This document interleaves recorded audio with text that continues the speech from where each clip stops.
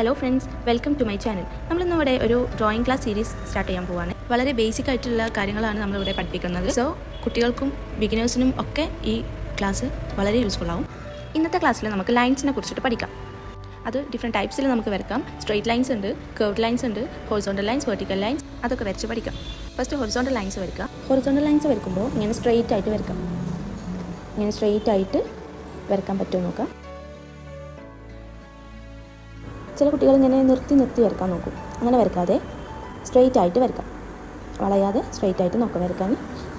ഒരു പേപ്പറിൽ ഇങ്ങനെ പ്രാക്ടീസ് ചെയ്താൽ മതി. നമ്മൾ ഇങ്ങനെ വരച്ച് പഠിക്കുക. നമ്മൾ പെൻസിൽ പിടിക്കുമ്പോഴും ഇങ്ങനെ അടുത്തോട്ട് പിടിക്കാതെ കുറച്ച് മേലോട്ട് ലൂസായിട്ട് പിടിക്കുക. എന്നിട്ട് വരയ്ക്കുക. വരയ്ക്കുമ്പോഴും ലൈറ്റായിട്ട് വരയ്ക്കുക. നല്ല ഹാർഡായിട്ട് വരയ്ക്കാതെ നിൽക്കുക. അപ്പോൾ ഇതുപോലെ ഇങ്ങനെ ഹൊറിസോണ്ടൽ ലൈൻസ് അങ്ങനെ വരച്ച് പഠിക്കുക. അത് കറക്റ്റ് സ്ട്രെയിറ്റ് ആയിട്ട് വരയ്ക്കുക. അത് കഴിഞ്ഞിട്ട് നമുക്ക് വെർട്ടിക്കൽ ലൈൻസ്, താഴോട്ട് ലൈൻസ് വരയ്ക്കുക. അതും അതുപോലെ സ്ട്രെയിറ്റ് ആയിട്ട് നമ്മൾ പെൻസിലും കറക്റ്റായിട്ട് ലൂസായി പിടിച്ചിട്ട് അങ്ങനെ വരയ്ക്കുക. ആദ്യം നമുക്ക് ചെറിയ ലൈൻസ് വരയ്ക്കുക.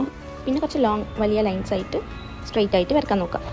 ഇനി സ്ട്രെയിറ്റ് ലൈൻ വരയ്ക്കാൻ എന്തെങ്കിലും ബുദ്ധിമുട്ടുണ്ടെങ്കിൽ നിങ്ങൾക്ക് സ്കെയിൽ വെച്ചിട്ട് വരയ്ക്കാം. ആദ്യം സ്കെയിൽ വെച്ചിട്ട് ഒരു ലൈൻ വരയ്ക്കാം. എന്നിട്ട് അതിൻ്റെ മേലെ കൂടെ ഒറ്റയ്ക്ക് സ്ട്രെയിറ്റ് ലൈൻ അതിൻ്റെ മേലെ കൂടെ അങ്ങനെ വരച്ച് ഒരു 3-4 വട്ടം വരച്ച് കഴിഞ്ഞാൽ നിങ്ങൾക്ക് സ്ട്രെയിറ്റ് ആയിട്ട് ഏകദേശം സ്ട്രെയിറ്റ് ആയിട്ട് വരയ്ക്കാൻ പറ്റും. അത് കഴിഞ്ഞിട്ട് താഴോട്ടും അതുപോലെ സ്ട്രെയിറ്റ് ലൈൻസ് വരച്ച് പ്രാക്ടീസ് ചെയ്യാം. അങ്ങനെ നമ്മൾ സ്ട്രെയിറ്റ് ലൈൻസ് വരയ്ക്കാൻ പറ്റും. അടുത്തത് നമുക്ക് ഡയഗണൽ ലൈൻസ് വരയ്ക്കാം. ഡയഗണൽ ലൈൻസ് ഇതുപോലെ സ്ട്രെയിറ്റ് ആയിട്ട് ഡയഗണലായിട്ടും ഇങ്ങനെ വരയ്ക്കുക. അതുപോലെ രണ്ട് സൈഡിലോട്ടും അങ്ങനെ ഡയഗണൽ ലൈൻസ് വരയ്ക്കുക കേട്ടോ. അപ്പോൾ ഞാനിവിടെ ചെറിയ ലൈൻസാണ് വരയ്ക്കുന്നത്. നിങ്ങൾക്ക് ലെങ്ത്ത് കൂട്ടിയിട്ടും വരയ്ക്കുക. അടുത്ത് നമുക്ക് സിഗ്സാഗ് ലൈൻസ് വരയ്ക്കാം. സിഗ്സാഗ് ലൈൻസ് എന്ന് പറയുമ്പോൾ ഇങ്ങനെ ഈ ഒരു ടൈപ്പാണ്. അപ്പോൾ അതുപോലെ കറക്റ്റ് വരയ്ക്കുക.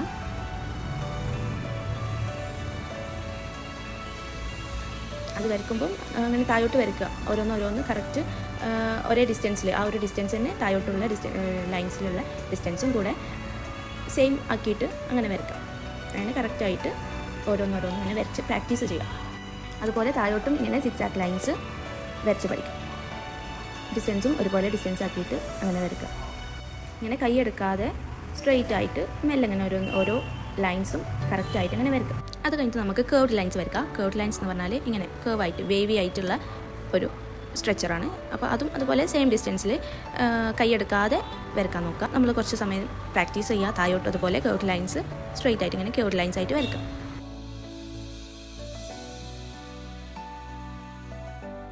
ഇനിയിപ്പോൾ ചെറിയ കുട്ടികളുടെ കേസൊക്കെ ആണെങ്കിൽ ഇങ്ങനെ ലൈൻസ് സ്ട്രെയിറ്റ് ആയിട്ട് വരയ്ക്കാൻ കഴിയില്ല. അപ്പോൾ നിങ്ങൾ എന്ത് ചെയ്യണം? ഡോട്ട് ഇട്ട് കൊടുക്കുക. അപ്പോൾ ഒരു സ്ട്രെയിറ്റ് ലൈൻ വരയ്ക്കാൻ വേണ്ടി 2 ഡോട്ട് ഇട്ട് കൊടുത്താൽ അത് രണ്ടും ഒരുമിച്ച് അറ്റാച്ച് ചെയ്ത് വരയ്ക്കാൻ അവരോട് പറയാം. അങ്ങനെ ആകുമ്പം അവർ സ്ട്രെയിറ്റ് ആയിട്ട് വരയ്ക്കാൻ പഠിക്കും. എന്നിട്ട് ആ ഒരു ലൈൻസിൻ്റെ ലെങ്ത്ത് കൂട്ടി പോവുക. ആദ്യം ചെറിയ ലൈൻസ് 2 ഡോട്ട് ഇടുക.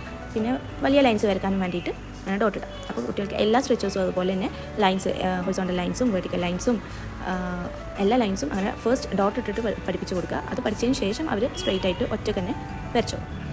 അങ്ങനെ ഈ ഒരു ബേസിക് ആയിട്ടുള്ള ഈ ലൈൻസ് നിങ്ങൾ മാക്സിമം പ്രാക്ടീസ് ചെയ്യുക. അപ്പോൾ ഇതൊക്കെ വരച്ച് കഴിഞ്ഞാൽ തന്നെ നിങ്ങൾക്ക് നിങ്ങൾക്ക് ഇഷ്ടമുള്ള പിക്ചേഴ്സൊക്കെ വരയ്ക്കാൻ സ്റ്റാർട്ട് ചെയ്യാം. നമ്മുടെ കൈയിൻ്റെ ഫ്ലുവൻസി ഒക്കെ റെഡിയാവും. ഇങ്ങനത്തെ പാറ്റേൺസും ഇങ്ങനത്തെ കാര്യങ്ങൾ ലൈൻസും ഒക്കെ പ്രാക്ടീസ് ചെയ്ത് കഴിഞ്ഞാൽ ബേസിക് ഷേപ്സ് എങ്ങനെ വരയ്ക്കാമെന്ന് നമുക്ക് അടുത്ത വീഡിയോയിൽ പഠിക്കാം. താങ്ക്